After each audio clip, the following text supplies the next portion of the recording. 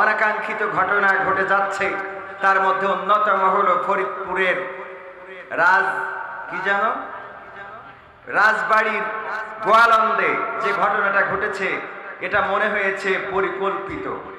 তৌহিদি জনতার ব্যানারে যারা ওই কবরের মধ্যে নেমেছে, নুরা পাগলা বা নুরুল পাগলা যেই হোক না কেন, কারো লাশ তুলে নিয়ে পুড়িয়ে দেওয়ার এখতিয়ার কোনো মুসলমানকে দেওয়া হয় না।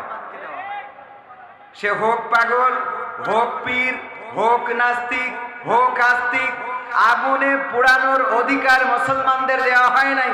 হিন্দুরা তাদের লাশ সৎকার করে, মুসলমানরা তাদের লাশ কবরস্থ করে। যদি কবর অন্যভাবে দিয়ে থাকে সেটা বয়কট করা যেতে পারে, কিন্তু সেই কবর থেকে লাশ তুলে পোড়ানোর অধিকার দিল কে?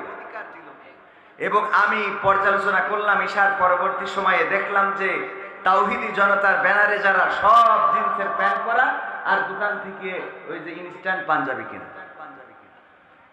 খেয়াল করেছেন কিনা আপনারা জানি না। জিন্সের প্যান্ট পরা আলেম ওলামা নয়, জিন্সের প্যান্ট পরে আর ওই যে ইনস্ট্যান্ট পাঞ্জাবি, বাজারের দোকান থেকে কেনা পাঞ্জাবি, এইগুলো কারা পরে? যারা শুধুমাত্র ঈদের নামাজ আর জুম্মার নামাজ পড়ে তারা। ওরা কখনো তাওহীদি জনতা হতে পারে না। তাওহীদি জনতা হওয়ার জন্য আগে 5 ওয়াক্ত নামাজি হওয়ার প্রয়োজন আছে না নাই? যারা জিন্সের প্যান্ট পরে ঠিক মতো নামাজ পড়ে না, পিশাব পুড়ে কুলুপ নেয় না, তারা তাওহীদি জনতার ব্যানারে বাংলাদেশে অস্থিতিশীল পরিস্থিতি তৈরি করতে চায়। আমরা ইতিমধ্যে দেখলাম, অলরেডি নিউজ হয়েছে, জামায়াতের আমির সেখানকার বলেছিলেন যে এখানে ইসলামের নিয়ম কানুন মেনে এটা করা হয় নাই, এই জন্যে জনগণ কিছুটা ক্ষিপ্রতা বা ক্ষুব্ধ হয়ে আছে। এরপরে সাংবাদিকরা লিখে দিয়েছে যে এবং সেখান থেকেই কর্মসূচি, আর সেই কর্মসূচি থেকে এমন একটি অনাকাঙ্ক্ষিত ঘটনা। তার মানে জড়াইয়ে ওই যে ওখানে নিয়ে লাগাতেই হবে। কথা কি বোঝা গেছে? এই জন্য সোচ্চার হতে হবে, জাগ্রত হতে হবে। ষড়যন্ত্রের ফাঁদে পা দেওয়া যাবে না। ফাঁদ পেতে রেখেছে। আজকেও নিষিদ্ধ ঘোষিত দল রাজপথে মিছিল করেছে, যদিও পত্রিকায় লিখেছে এটা মিছিল নাকি দৌড় প্রতিযোগিতা, তা বোঝা যাচ্ছে না।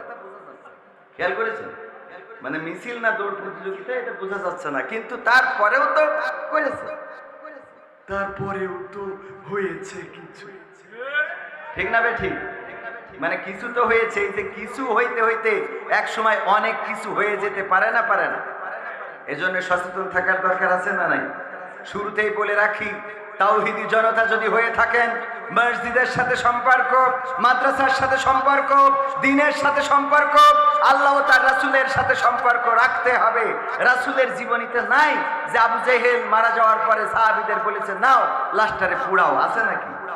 আবু লাহাবের মৃত্যুর পরে লাশ পুড়ানোর তাগিদ দিয়েছেন? দেন নাই। আল্লাহ রাসূল সাল্লাল্লাহু আলাইহি সাল্লাম যেহেতু জীবনে কোনো লাশের পরে এরকম আচরণ তো করেনি নাই, বরং একটা লাশ নিয়ে যাচ্ছে, সাহাবী রাদিয়াল্লাহু তাআলা আনহুগণ বললেন এই লোকটা জাহান্নামী। কি বললেন? কি বললেন? এই লোকটা জাহান্নামী। আল্লাহ রাসূল সাল্লাল্লাহু আলাইহি সাল্লাম বললেন তোমরা এই কথা কেন বললে? বলল তার দুনিয়ার পরের আচরণ ভালো ছিল না। আল্লাহর নবী বললেন তোমরা জাহান্নামী বলতে পারো না, কারণ জাহান্নামের মালিক কে? আল্লাহ রাব্বুল আলামিন। তিনি চাইলে তাকে জাহান্নাম দিবেন, তিনি চাইলে তাকে জান্নাত দিবেন। আল্লাহর উপরেই এটা ছেড়ে দাও, আল্লাহর উপরেই এটা রেখে দাও। তোমরা বলার ইখতিয়ার তোমাদেরকে দেওয়া হয় নাই। আর একটা লোক যাচ্ছে, বললো এই লোকটা জান্নাতি। আল্লাহ রাসূল বললেন এটাও তোমরা বলতে পারবা না, কারণ জান্নাতের মালিক আল্লাহ, জাহান্নামের মালিক আল্লাহ। তোমরা এটা আল্লাহর উপরে ছেড়ে দাও। আল্লাহর নবী সাল্লাল্লাহু আলাইহি সাল্লাম বলেছেন যে মারা যায়, মারা যাওয়ার পরে তার খারাপটা আলোচনা করো না, বরং তার ভালোটা আলোচনা করো। ভালোটা আলোচনা করলে আল্লাহ রাব্বুল আলামিন ভালোটা নিয়ে যদি খারাপটা ক্ষমা করে দেন, এটাই তার জন্য প্রাপ্তি হবে।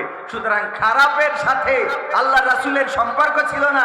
আল্লাহ রাসূল সাল্লাল্লাহু আলাইহি সাল্লাম খারাপকে কখনো উৎসাহ তো দেনই নাই, বরং খারাপটাকে প্রমোট করেন নাই, খারাপটাকে বারবার সামনে নিয়ে আসেন নাই।